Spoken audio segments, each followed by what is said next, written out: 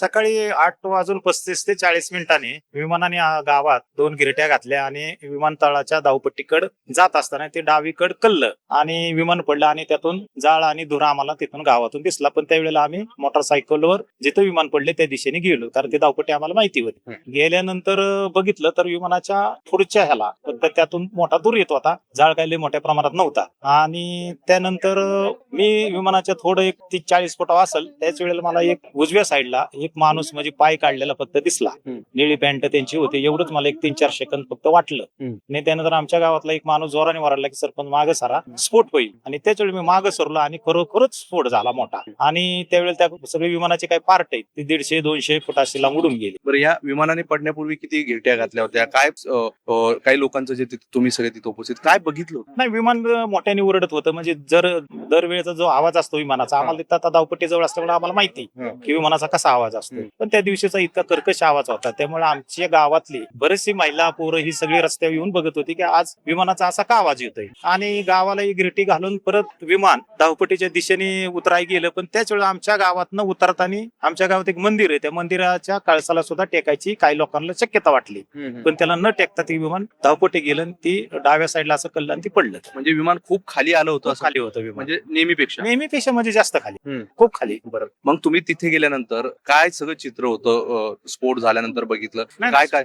तिथे गेल्यानंतर स्फोट नाही झालेला. आम्ही तिथे गेलो आणि विमान पडलेलं होतं आणि विमानाच्या पुढच्या बाजूने धूर आणि मोठा प्रमाणात धूर होता. जाळ काही ज्यादा नव्हता. मी त्यावेळेला गेल्यानंतर बघितलं जवळ की एक माणूस निळी पॅन्टवाला तो थोडा उतरायचा प्रयत्न असं मला एक काही सेकंद जाणवलं. पण त्याच वेळेला आमच्या गावातला माणूस जोराने वरला की सरपंच मागे सारा स्फोट होईल. आणि मी त्याचं ऐकून मागे सरलो. एक मिनिट मी माग चालतच होतो, पळत होतो माघारी. त्याच वेळेला मोठा स्फोट झाला आणि विमानाचे पार्ट 100-150 फुटाचे उडून गेले. जेव्हा विमान पडलं त्यावेळेस तात्काळ स्फोट झाला नाही ना, तात्काळ एक 4-5 मिनिटांनी झाला. बरं, आणि पेट्रोल बरंच लांब उडलं गेलं. त्याच स्फोट किती झाले? बरेच जण वेगवेगळ्या गोष्टी सांगतायत. 2 झाले, 3 झाले. दुसरा स्फोट झाले आणि बरंचसा जो स्फोट आहे तो छोटे झाले. म्हणजे एक आपला फटाका वाजावा असे 2 स्फोट झाले, हे खरं.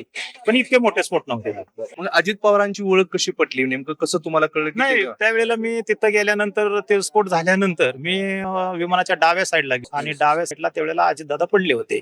पण अजितदादा असलेला आम्हाला ह्या विमानानं अजितदादा येणार हे काय आम्हाला माहिती गावकऱ्यांना नव्हतं. आणि हे अजितदादाचं हे पण माहिती. पण ज्या वेळेला मी जातानाच किरणदादा गुरुजनांना फोन लावला होता, ते पण तिथं पोहोचले आणि त्यांनी ते मोठ्याने रडायला लागले आणि त्यांनी सांगितलं मला की हे विमान अजितदादांचंच आहे आणि पडलेले अजितदादा आहे. त्यावेळेला आमच्या लोकांचा त्याच्यामध्ये काय दादा आहेत असं खरं वाटाना. 5-10 मिनिटं लोक एकदम स्तब्ध झाली. लोकांना कळाना तिथं की हे नेमकं काय परिस्थिती. आणि त्याच वेळेला दादा किरणदादांनी जाहीर केलं सांगितल्यामुळं लोक एकदम ही झाली आणि पुढे मग स्फोट झाल्यानंतर बऱ्याच गोष्टी तिथं दिसून आल्या. काय काय सगळं होतं? म्हणजे दादांची घडी पण आढळून आल्याचं हातात होती. ज्या वेळेला दादांचे पडले होते तेव्हा दादांच्या हातात घड्याळ होतं. त्यावेळेला आमच्या तिथं एक आठवड्यांचं तिथं शेजारी घर आहे. त्या घरातनं आम्ही चादरी आणि बाकीचा हातरा पांघरायचं आणलं हातात, म्हणजे चादर बेडशीट घेऊन आले आणि दादांना त्यात गुंडळून ह्याच्यावर स्ट्रेचरवर अँब्युलन्स मध्ये पाठवून दिलं. तोपर्यंत आमच्या गावातला माझा एक चुलत भाऊ पण त्यांच्यावर गेला आणि त्यावेळेला त्यांच्या हातात घड्याळ होतं. बरं, परिस्थिती ती एक व्हिडिओ दिसतो त्यात धूर निघतोय,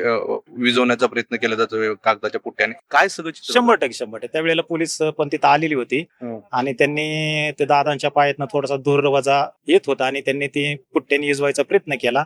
आणि त्याच वेळेला शेजारच्या महिला आठवड्यांच्या त्यांनी 2-4 बादल्या घेऊन आलेली होती. त्यातली एक बादली घेऊन त्या दोन्ही गुडघ्या उचलून ती विझवलं, हे खरं आहे. बरं, किती लोकांचा मृत्यूदेह तिथे म्हणजे सापडून आला त्यानंतर तुम्ही सगळे स्पॉट? 2च. उजव्या साईडला एक पडलेलं होते, डाव्या साईडला तर काय दादा होते आणि आत 3 मृतदेह एकदम त्याचा पळसा झालेला होता.